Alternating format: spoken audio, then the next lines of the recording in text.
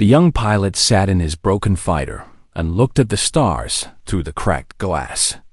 His hands shook a little, but not from fear. The cold was getting into the cockpit now that the heating system had failed. Around him floated pieces of ships and bodies, the remains of the human fleet that had tried to stop the aliens from reaching Earth. He checked his fuel gauge again, though he already knew what it would say.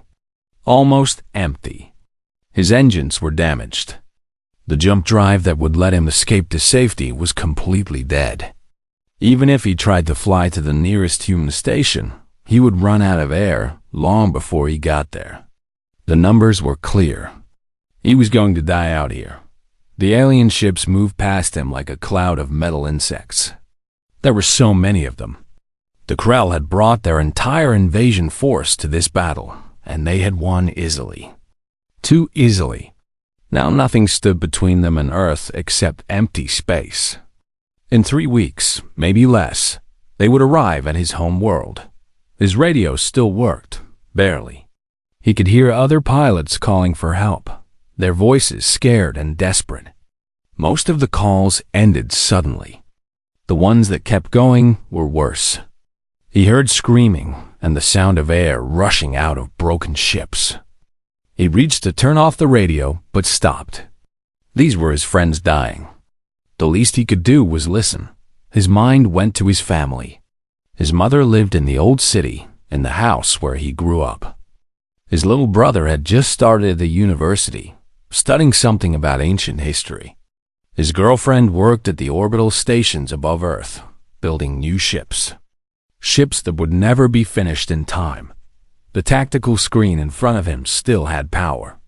It showed him everything nearby, including the massive Krell command ship. That ship was 3 kilometers long and full of the alien leaders who had planned this invasion. According to the intercepted messages his computer had recorded, their fleet admiral was on that ship right now. So were all the senior commanders and the main communication systems. He noticed something interesting. The command ship had lowered its shields. It was moving slowly through the debris field, using its tractor beams to pull in human ships and survivors. They wanted prisoners to study. That made sense. They probably wanted to understand humans better before they invaded Earth. The young pilot sat back in his seat and thought about his classes at the military academy. They had learned about old Earth battles where small groups of soldiers held off huge armies. The instructor said these stories were important because they showed that sometimes dying for a cause mattered more than living. He had always wondered if he would have that kind of courage. His hands moved to the controls before he really decided anything.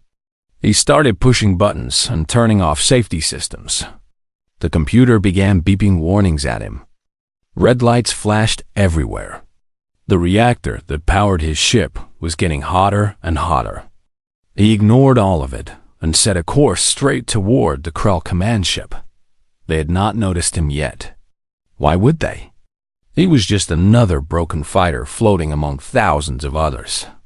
His reactor was screaming now, the temperature climbing past every safe limit. He had maybe 5 minutes before it exploded on its own. But he needed to get closer first. He opened a channel that every human in the area could hear.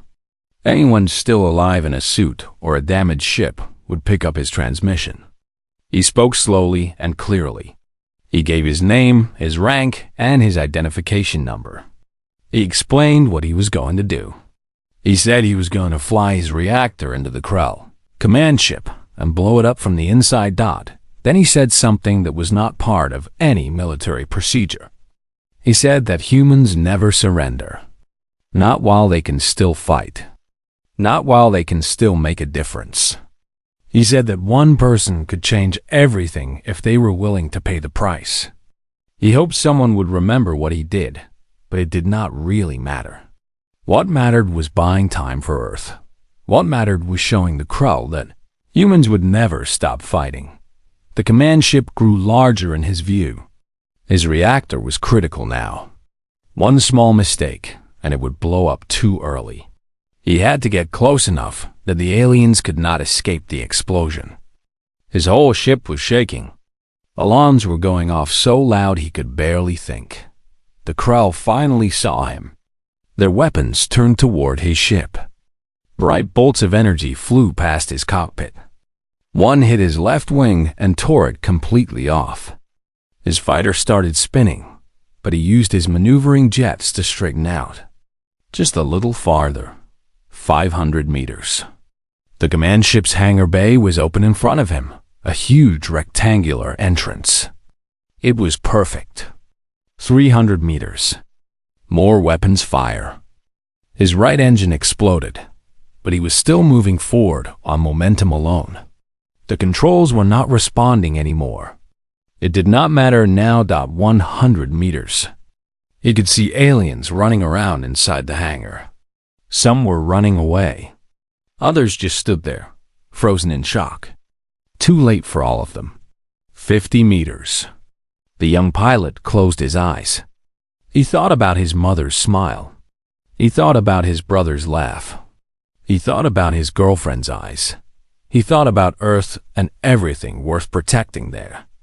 Then he released the last safety lock on his reactor core and whispered one word that nobody would ever hear.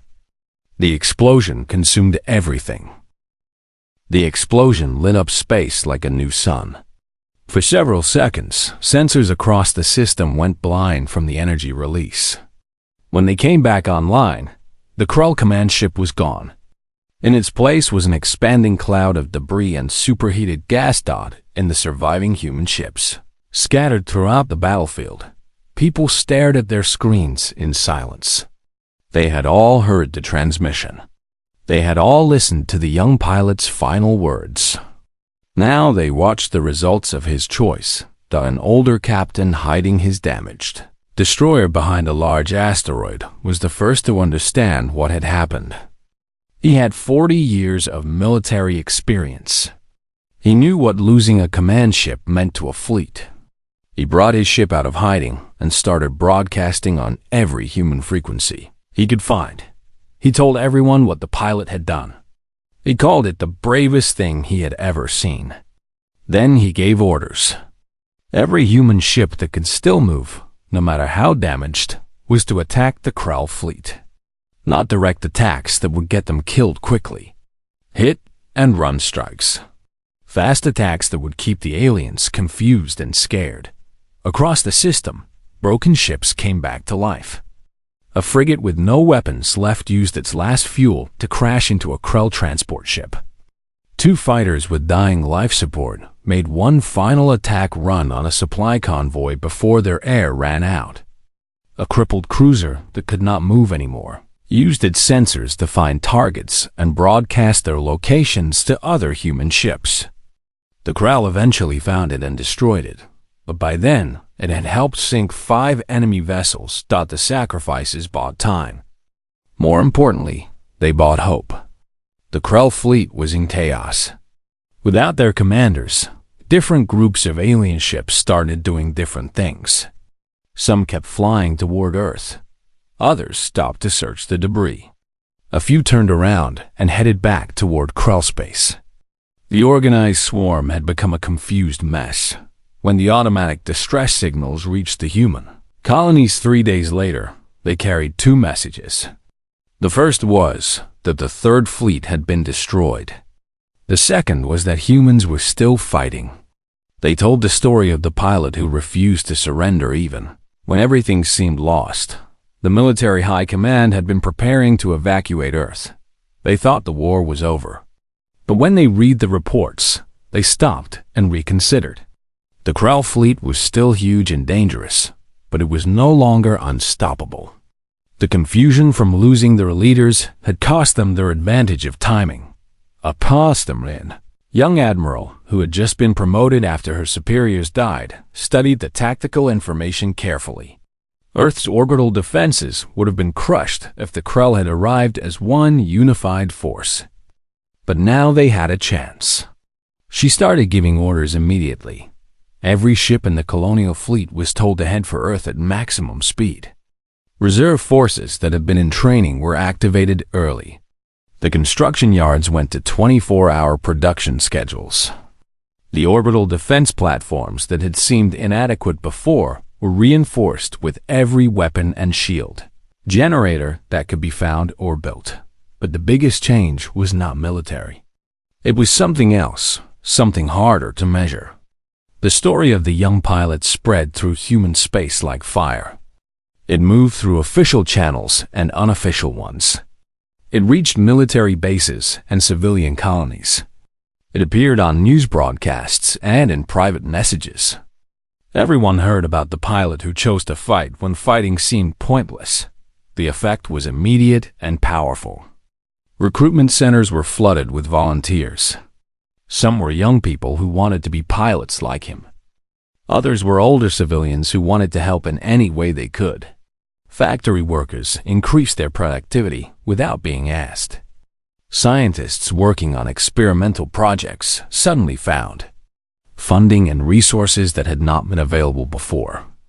Propaganda officer whose job was to maintain morale found himself genuinely moved by the reports he was reading. He had been in the military long enough to be cynical about heroism and sacrifice. But this was different. One person had changed the entire trajectory of the war with a single decision. The numbers proved it. Before the pilot's attack, Earth had a 5% chance of surviving the invasion. Now, it was closer to 40% and climbing every day. 3 weeks after the battle, the scattered Krell fleet finally reached Earth's orbital space. They expected to find a broken world ready for conquest. Instead, they found a fortress. The orbital defenses had been tripled. The human fleet, reinforced by ships from every colony, waited in perfect formation. Every gun was loaded. Every shield was at maximum power. The civilian population had been moved to massive underground shelters that had not existed a month before. The new Krell commander studied his tactical displays with growing concern. He had been promoted after the previous admiral died in the reactor explosion. His fleet was still larger than the human forces. His ships still had superior weapons. But his forces were exhausted from 3 weeks of constant harassment. His commanders were confused about their orders. His soldiers were frightened after seeing what one desperate human could do. When the humans broadcast their response to his surrender demand, he felt something he had never experienced before. They did not just refuse. They mocked him. They told him that humans do not surrender. They said that one of their pilots had already shown what a single determined human could accomplish against overwhelming odds. They said he was now facing billions of humans with that same determination. The Krell commander knew at that moment that he had already lost. Not the battle. He might still win that. But something more important. He had lost the certainty that had made the Krell powerful. For the first time in his life, he doubted. The battle for Earth lasted 6 days. The Krell threw everything they had at the defenses. They had more ships, better technology, and centuries of military experience. But the humans fought like nothing the Krell had ever encountered before. The battle raged across Earth's orbital space for 6 brutal days. Human ships that should have retreated instead turned around for one more attack. Defense platforms kept firing until they were torn apart. Pilots ejected from destroyed fighters, then used their suit thrusters to crash into Krell ships. Every human who could hold a weapon fought with absolute determination. On the 5th day, a human destroyer captain found himself surrounded by 4 Krell cruisers. His shields were gone. His weapons were almost empty. His crew was exhausted and half of them were injured. The Krell demanded his surrender. He laughed at them over the open channel. Then he aimed his ship at the largest cruiser and pushed his engines to maximum. The explosion took out 2 of the Krell ships. Stories like this happened hundreds of times during those 6 days. The Krell had never fought an enemy like this. Most species surrendered when the mathematics of battle turned against them. It was logical. It preserved resources for future opportunities. But humans did something different. They fought harder when losing. not because they thought they would win, but because they refused to accept defeat. By the seventh day, the Krull fleet was broken. They had lost more than half their ships. The rest were damaged and low on supplies. The new commander made the decision that would have been unthinkable at the start of the invasion. He ordered a full retreat. The surviving Krull vessels turned away from Earth and jumped into faster-than-light travel, running back toward their own territory. Earth had won. Against impossible odds, against a technologically superior enemy, against a force that outnumbered them 5-1, humanity had won.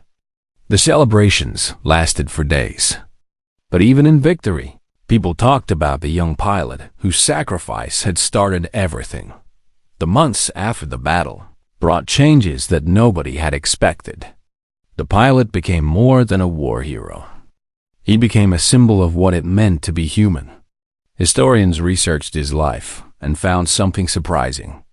He had been completely ordinary. Average grades at the academy. No special awards or distinctions.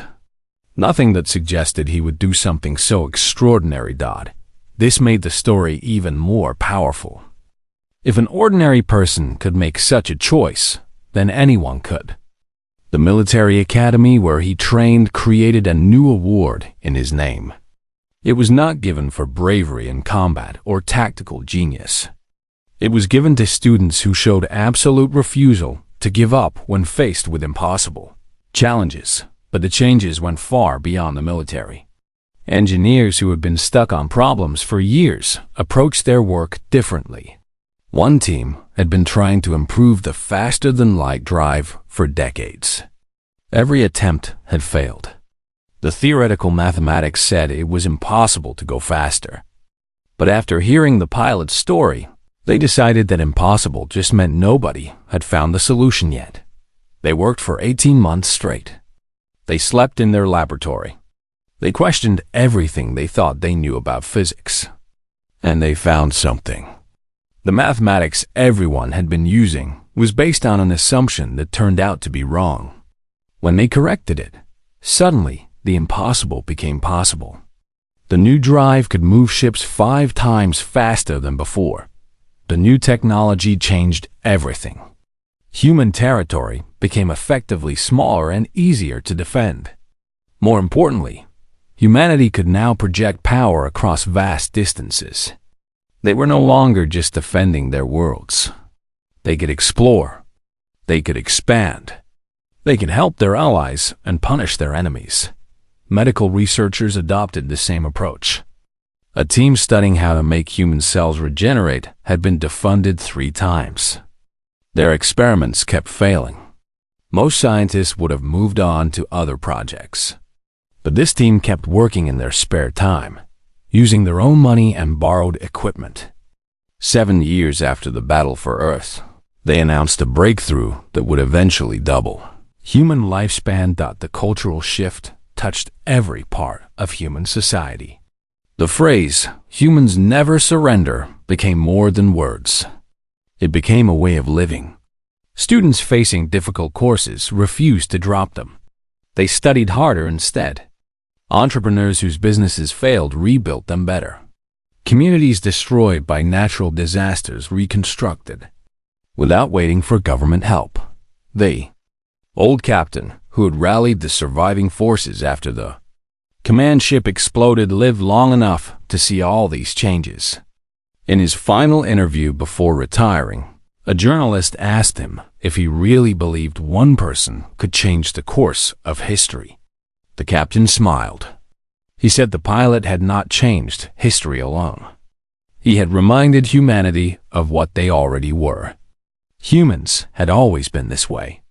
They just needed to be reminded sometimes. The Krull Collective underwent its own transformation. The defeated Earth had shattered their self-image as the galaxy's dominant military power. They had lost more than ships and soldiers. They had lost their certainty that they were superior to other species.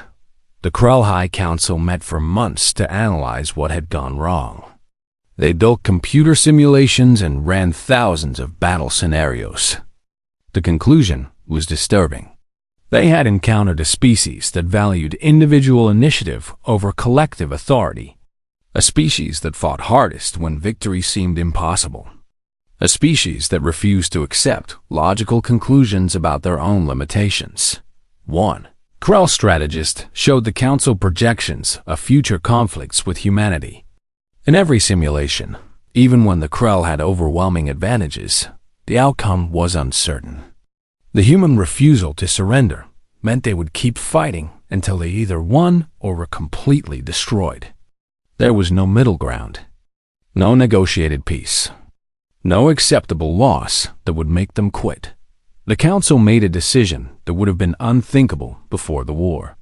They opened diplomatic channels with humanity and offered not just peace, but alliance. They had analyzed other species in the galaxy and concluded that several posed long-term threats to Krell survival. They needed allies who would never quit, never surrender, never stop fighting. The human response surprised them. The new government formed after the war accepted the peace treaty, but refused the military alliance. They stated clearly that humans would defend themselves and their interests, but they had no desire for conquest or domination. They just wanted to be left alone to pursue their own path forward. 20 years after the battle, the galaxy had changed in ways nobody could have predicted. Humanity had become a major power not through conquest but through steady progress. Their new technologies attracted trading partners. Their refusal to back down from threats made them respected. Other species sought human partnerships because they knew humans would never abandon an alliance or surrender a commitment. The pilot's younger brother had become a diplomat. He represented humanity in negotiations with a dozen different alien species. On the 20th anniversary of the battle, he attended a memorial service at the exact location where the command ship had exploded.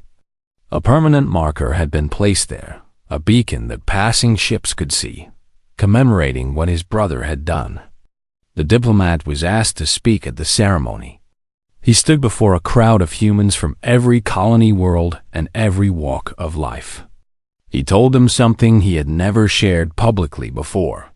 The night before his brother left for his final deployment, they had talked about fear. The young pilot had admitted he was terrified of dying, of failing, of not being brave enough when it mattered most. The diplomat wanted people to understand this. His brother had not been fearless. He had been afraid and chosen to act anyway. That was the real lesson. That was the real meaning of humans never surrender. It was not about being without fear. It was about refusing to let fear make your decisions. It was about acting despite doubt and terror and uncertainty. 50 years after the battle, humanity had expanded to 70 colony worlds. The faster-than-light technology had been refined multiple times, making space travel routine and affordable. The medical advances had eliminated most diseases and extended healthy lifespan past 100 years.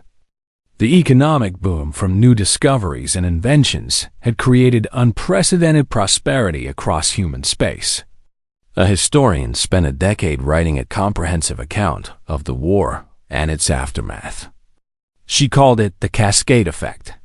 She traced how one person's decision rippled through time, creating consequences nobody could have predicted. The young pilot could not have known his sacrifice would lead to new physics discoveries, extended lifespans, and an age of exploration. He had simply refused to surrender when surrender was the logical choice. The historian interviewed hundreds of people whose lives had been changed by that moment. The engineer who developed the improved faster-than-light drive told her that on nights when the mathematics refused to work, when every calculation led nowhere, he would think about the pilot flying his damaged ship into an enemy carrier. If that was possible, then solving a physics problem was possible too. The medical researcher who pioneered the longevity treatments explained that her team had been about to abandon their work when someone mentioned the pilot's story. They realized that giving up would betray what he had died for. So they kept working, and eventually they succeeded. She spoke with colonists on the furthest human worlds, people who had left Earth to build new societies on harsh alien planets. They all knew the story. Many had named their children after the pilot. Some had created local traditions to commemorate his choice. The story had become legend, but legend that inspired real action and real achievement. The most surprising interview came from a Krell observer who had been stationed on Earth for diplomatic purposes. He had spent years studying human culture, trying to understand what made them different. His conclusion was that humans had internalized a dangerous but powerful idea. Individual choice mattered more than statistical probability. Other species, he explained, made decisions based on likely outcomes. If victory seemed impossible, they surrendered or retreated to preserve resources for better opportunities. This was logical and efficient. Humans operated differently. They looked at impossible situations and tried anyway, not because they expected to succeed, but because they refused to accept defeat without fighting. The historian asked if this made humans irrational. The Krell observer thought carefully before answering. Irrational was wrong. Humans simply operated on a different timeline than most species understood. They knew that losing a battle while fighting could lead to winning a war later. They understood that sacrifice could create inspiration. They recognized that defeat could teach lessons leading to eventual victory. 75 years after the battle, the historian published her book. It became required reading in schools across human space. It sparked debates among philosophers about whether refusing to surrender was humanity's greatest strength or a potential weakness. Could there be situations where surrender was the right choice? A young philosopher, descended from the old captain who had rallied the fleet, wrote a famous response. She argued that humans never surrender was often misunderstood. It did not mean humans never made strategic retreats. It did not mean they never recognized when a specific approach was not working. It meant humans never surrendered their agency, their right to keep trying, their refusal to accept that anything was truly impossible. 100 years after the battle, only a few people who had lived through it were still alive. The pilot's girlfriend was one of them. She had spent her life designing defensive systems that made Earth nearly invulnerable. In her final interview, she was asked if she regretted that her boyfriend had made that choice. She was quiet for a long time. She said she had spent the first 10 years angry at him for leaving her. Then 20 years trying to honor his memory through her work. After that, she simply lived her life trying to embody the principle he died for. She could not regret his choice because it had led to everything good that happened after. But she still missed him. She still wondered about the life they might have had together. She showed the journalists something she had kept for over a century. It was a message the pilot had recorded before his final mission, standard practice for military personnel. In it, he talked about his plans for after the war. He wanted to teach at the academy. He wanted to get married and have children. He wanted to see the colony worlds and maybe retire to one of them. The girlfriend explained she watched this message once every year on the anniversary of his death. It reminded her that he had not wanted to die. He had not sought glory or fame. He had simply been in a situation where one choice meant giving up and another meant fighting. For him, for any human, there was really only one option. 2 centuries after the battle, humanity was a major galactic civilization.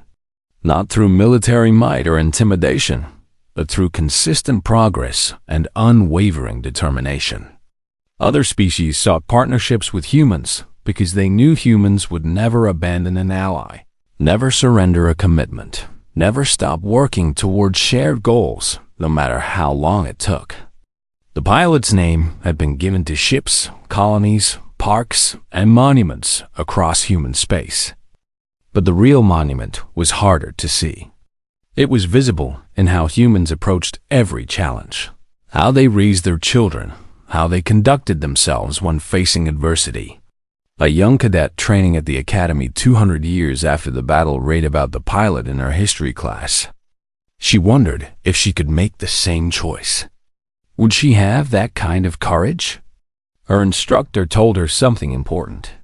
The question was not whether she would make the same choice. The question was whether she understood the principle. Humans never surrender because giving up means accepting limits on what they can become, what they can achieve, what they can protect and build and discover.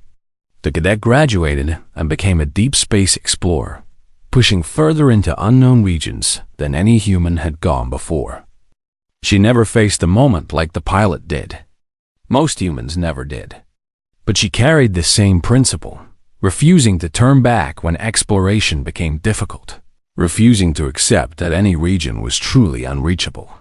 That was the real legacy. Not a single moment of heroism, but a species-wide commitment to never accepting defeat, never surrendering potential, never giving up on what they believed was right and possible.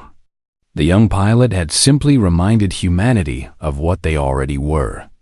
And in doing so, he had rewritten not just his own future, but the future of every human who would ever live.